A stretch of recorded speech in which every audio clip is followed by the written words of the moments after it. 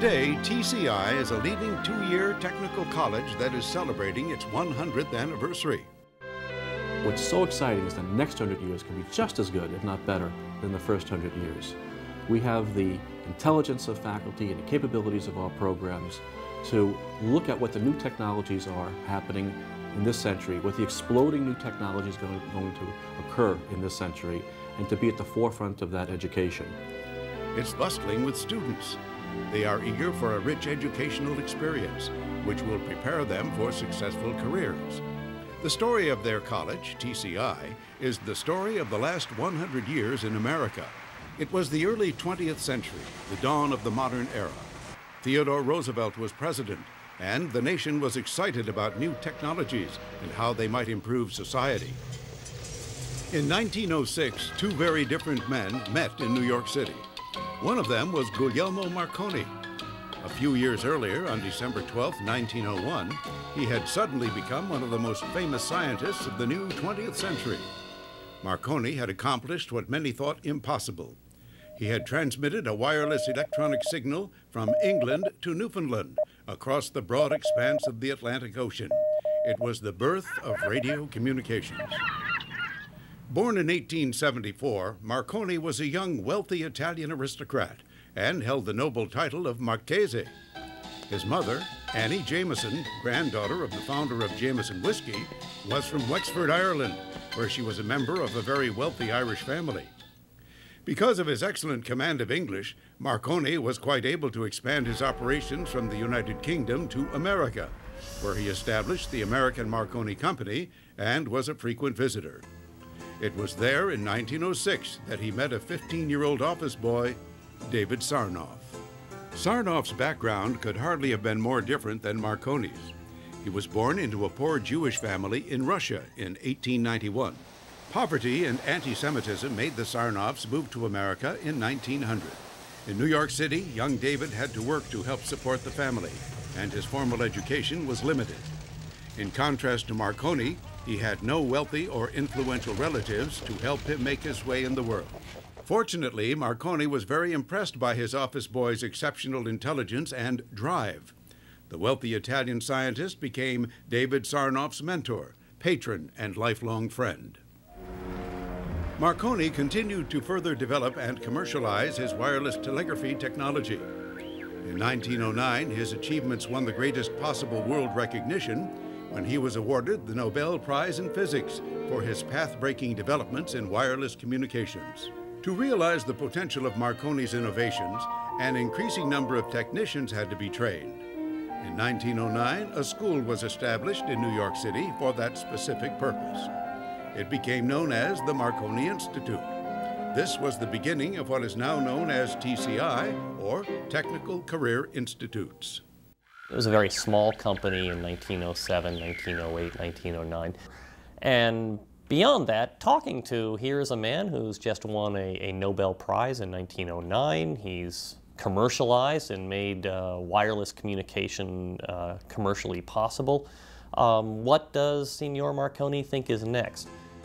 The school had a modest beginning with only a handful of students. Its first location was in a penthouse at 42 Broadway in downtown Manhattan.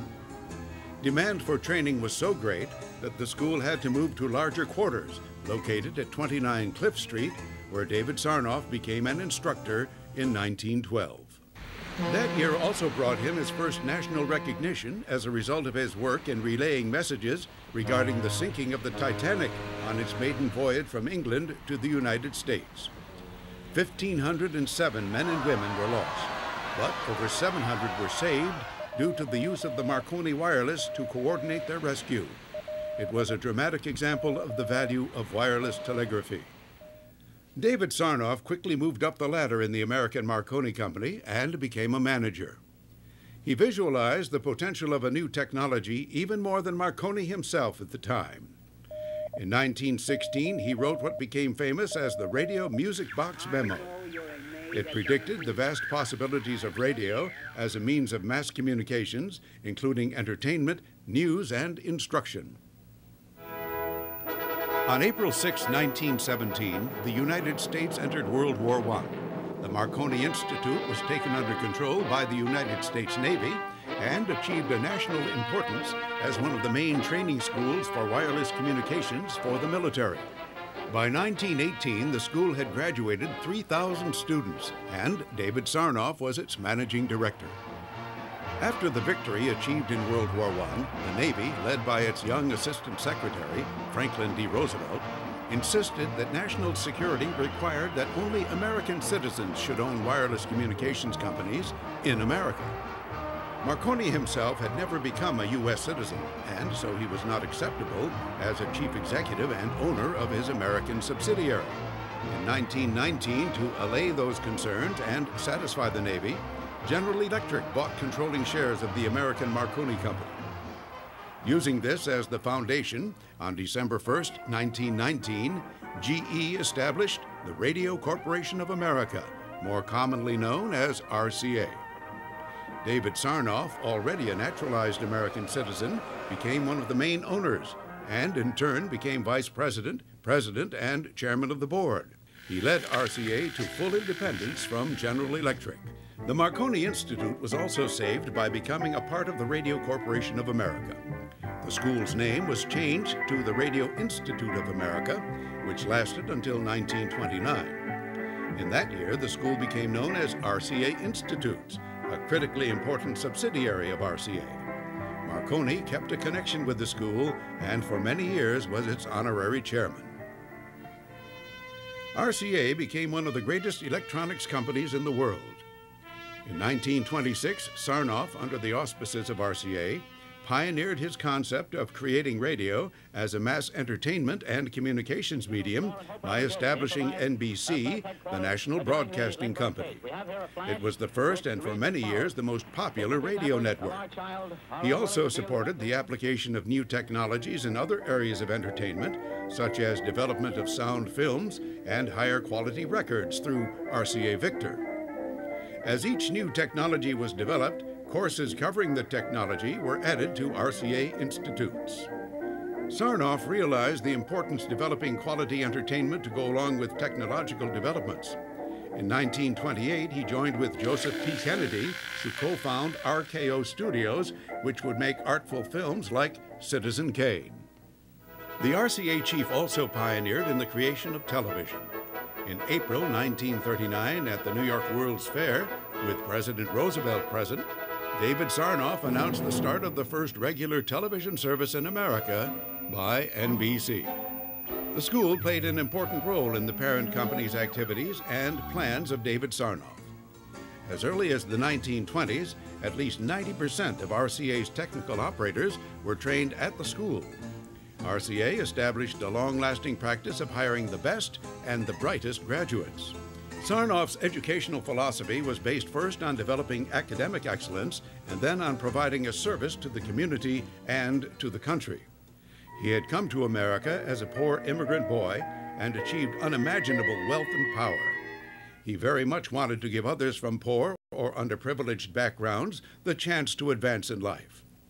For more than half a century, under Sarnoff, the school fulfilled these double purposes of academic rigor and educational opportunity while training many thousands for good jobs. Yes, it had an excellent reputation. What it was a technical school for the electronic communications industry, and it was a training ground essentially fostered by RCA, that is the Radio Corporation of America.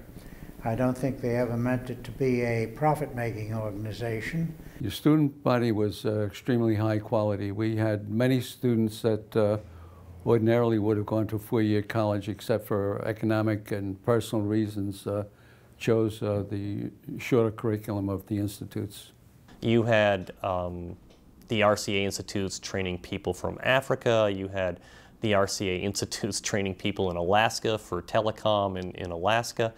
You had people from Eastern Europe fleeing the Iron Curtain, and the Institutes opened its door to all of those people just as it opens its doors today. And I don't think there's any doubt that Sarnoff, as an immigrant himself, would have felt any differently about it.